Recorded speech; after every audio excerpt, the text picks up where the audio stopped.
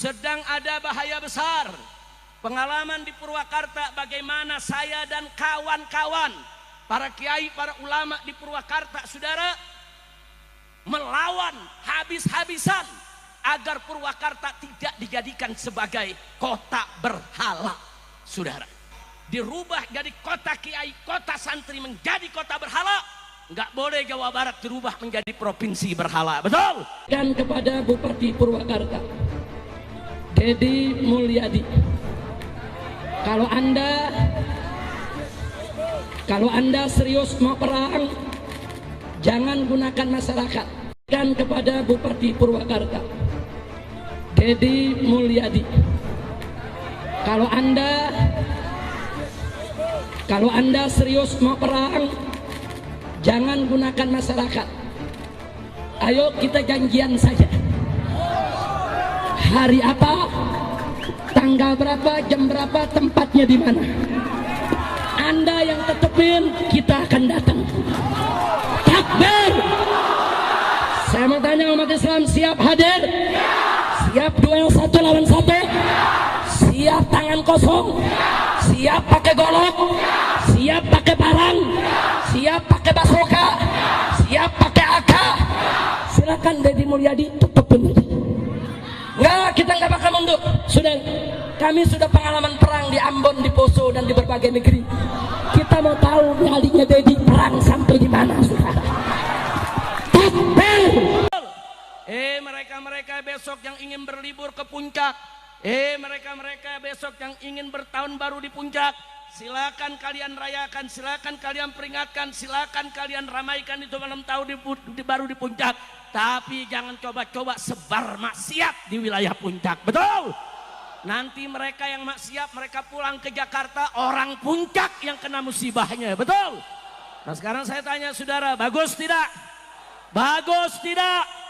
Dukung semua, takbir. Nah jadi setiap malam 31 kita bikin tablik akbar, kita kasih peringatan-peringatan. Bukan itu saja, selebaran-selebaran, saudara, di mana-mana tempat. Jangan coba-coba puncak dijadikan sebagai tempat maksiat. Dan alhamdulillah ketika itu Bupati ikut mendukung. Bahkan ketika itu Pak Kiai setiap tahun Pak Bupati hadir, ikut mendukung kegiatan ini, saudara. Ketika itu tahu Bupati yang sekarang, apalagi Gubernur yang sekarang, nah, nggak tahu dah tuh urusannya. Hati-hati aja Jawa Barat jadi kabupaten atau provinsi berhala, hati-hati. Ayo semuanya nih, hati-hati nih Jawa Barat, Jawa Barat, Jawa Barat. Bu, mana ibu-ibu? Bu, angkat tangannya bu. Hati-hati, ini di Jawa Barat nih sedang ada ala khatarin azim, sedang ada bahaya besar. Pengalaman di Purwakarta bagaimana saya dan kawan-kawan, para kiai, para ulama di Purwakarta, saudara, melawan habis-habisan agar Purwakarta tidak dijadikan sebagai kota berhala, saudara. Dan saya tidak mau terjadi Jawa Barat ini, saudara, karena yang bersangkutan pernah mimpin Purwakarta, dirubah jadi kota kiai, kota santri menjadi kota berhala. Nggak boleh Jawa Barat dirubah menjadi provinsi berhala, betul? Betul? Siap robohkan berhala, siap hancurkan berhala, siap sepikan Jawa Barat dari segala berhala. Takbir. Saudara, pilkada boleh kalah, tapi perjuangan Islam nggak boleh kalah, betul? Betul? Pilkada kita kalah, tapi bukan berarti perjuangan Islam kita berhenti, betul? Siap tetap berdakwah, siap tetap beramal ma'ruf nahi munkar, siap untuk lawan kemusyrikan, siap untuk terus sebarkan Islam. Takbir. Sallu ala nabi. Nah, itulah saudara, sekali lagi saya katakan, kenapa malam 31 ini diadakan puncak berzikir, memohon pertolongan Allah agar mereka-mereka yang datang merayakan tahun baru ke puncak diberikan taufik dan hidayah, agar mereka tidak sebar segala macam maksiat di puncak, agar puncak dan sekitarnya sampai ke Bogor, sampai ke Cianjur sana diberkahi oleh Allah Subhanahu wa taala. Amin ya rabbal. Itu toleran, cuman orang Jawa Barat adalah tidak berani menghadapi orang yang intoleran. Pelaku intoleran di Jawa Barat ada 2 komunitas. satu kaum urban, yang kedua adalah kaum migran. Datang dari negara lain ke sini, tiap hari membanggakan leluhurnya, tiap hari bercerita keunggulan leluhurnya, tiap hari kita harus mendengarkan riwayat-riwayat leluhurnya. Setelah itu kita bermahabbah pada mereka, menghormati mereka, mendewa-dewakan mereka, dan kita menganggap diri kita lebih rendah dari mereka. Dan tak terasa domba kita kirim, uang kita kirim untuk mendapatkan air putih agar kita usahanya lancar. Kita keluarkan uang demi mereka. Dan kita semakin direndahkan martabatnya sebagai suku dan sebagai bangsa. Padahal mereka makan setiap hari dari kita. Cerita-cerita dalam setiap hari yang kita dengarkan adalah cerita hebatnya leluhurnya orang lain, solehnya leluhurnya orang lain. Dan saya katakan, leluhur kita lebih soleh dibanding leluhur mereka, leluhur kita lebih baik dibanding leluhur mereka, leluhur kita lebih beradab dibanding leluhur mereka, leluhur kita lebih dekat dengan Hyang Tunggal, dengan Allah Subhanahu wa Ta'ala dibanding leluhur mereka. Berdasarkan konstitusi kita adalah Pancasila. Pancasila nanti diterjemahkan dalam berbagai peraturan perundang-undangan. Pertanyaannya adalah, ada nggak undang-undang yang melarang perilaku seperti saya? Oke, misalnya ada nggak undang-undang yang larang bikin patung? Ada nggak pasal yang mengatur patung itu perbuatan pidana? Ada nggak undang-undang yang melarang kebebasan berpendapat, berpikir? Yang saya sampaikan kan nggak ada. Yang menjadi problem kita hari ini adalah konstitusi dikalahkan oleh persepsi.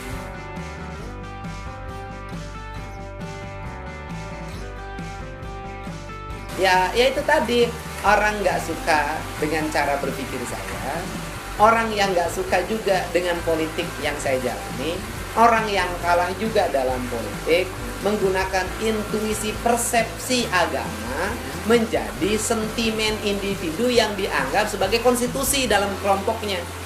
Masa konstitusi negara dikalahkan oleh konstitusi kelompok? Masa polisi kalah sama laskar? Oh, nggak ada masalah pribadi. Yang ada adalah perbedaan gagasan dan pandangan. Saya memandang Sunda adalah sebuah sistem nilai yang hidup dan mempengaruhi diri saya. Orang lain menganggap itu bukan. Saya memandang bahwa Islam itu bisa diterjemahkan dalam seluruh nilai-nilai yang berkembang pada sebuah wilayah, rahmatan lil alamin. Orang lain memandang tidak bisa. Saya memandang syariat Islam itu adalah nilai-nilai keadilan, nilai-nilai kemanusiaan, penghargaan terhadap hak orang miskin diurus, sampah dipungut, kebersihan ditata, pemerintah yang terbuka dan demokratis, itu syariat Islam. Orang lain menganggap bukan itu syariat Islam. Halo teman-teman, itulah dia video cuplikan yang baru saja kita tonton tadi videonya. Setelah saudara menonton video ini, bagaimana komentar saudara? Apa tanggapan saudara terhadap video ini? Silakan isi di kolom komentar. Saya sebagai rakyat biasa, apa yang dilakukan oleh seorang Kang Deddy Mulyadi sebagai gubernur, saya sangat mendukung. Karena bagaimanapun juga, beliau sebagai gubernur Jawa Barat bukan hanya menjadi pemimpin khususnya bagi agama Islam, tetapi juga beliau adalah pemimpin bagi semua agama, termasuk itu Kristen, Katolik, Hindu, Buddha, dan juga Konghucu. Dan ini tidak bisa terbantahkan karena memang ini adalah kenyataan. Jadi sebagai gubernur, seorang Kang Deddy Mulyadi melakukan tugas yang harus dilakukannya harus bersifat adil. Sama seperti bagaimana orang-orang Kristen merayakan Natal, beliau juga hadir dan mendukung dan memastikan ibadah Natal itu berjalan dengan baik dan ibadah itu aman perayaannya. Dan juga perayaan Tahun Baru, kita tahu di negara Kesatuan Republik Indonesia, perayaan itu terus dilakukan sekali setahun, saudara-saudara, ya. Dan tentunya seorang gubernur harus bersifat adil. Tidak mungkin beliau menyampaikan kepada khususnya orang-orang Kristen, orang-orang Katolik yang merayakan Tahun Baru itu dengan mengatakan, menurut agama kami tidak boleh kalian merayakan Tahun Baru. Apakah bisa seperti itu? Nggak bisa. Karena beliau harus bersifat adil dalam setiap perkataan dan juga tindakannya. Nah, teman-teman yang berkati Tuhan, saya pernah dengar apa yang disampaikan oleh seorang almarhum Kiai Haji Buya Sakur bahwa kita itu harus cerdas dan juga kita itu harus adil, khususnya dalam beragama. Kita tidak boleh menjelek-jelekkan agama orang lain, bahkan kita tidak boleh mengganggu ibadah orang lain hanya untuk membuktikan agama kita itu benar dan lebih benar dari orang lain. Sama seperti ya, saudara punya istri, untuk membenarkan istri saudara cantik, tidak mungkin saudara menjelek-jelekkan istri orang lain. Nah, demikian juga dalam beragama.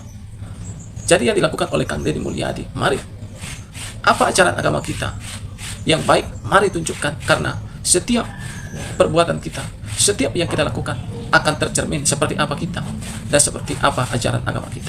Tunjukkan, sehingga orang-orang bisa tertarik dengan cara-cara yang baik yang kita lakukan. Nah, mungkin apa yang saya sampaikan ini pengertiannya begitu dalam, tetapi biarlah kiranya saudara mengerti dan memahami. Kiranya video ini boleh berkah. Salam.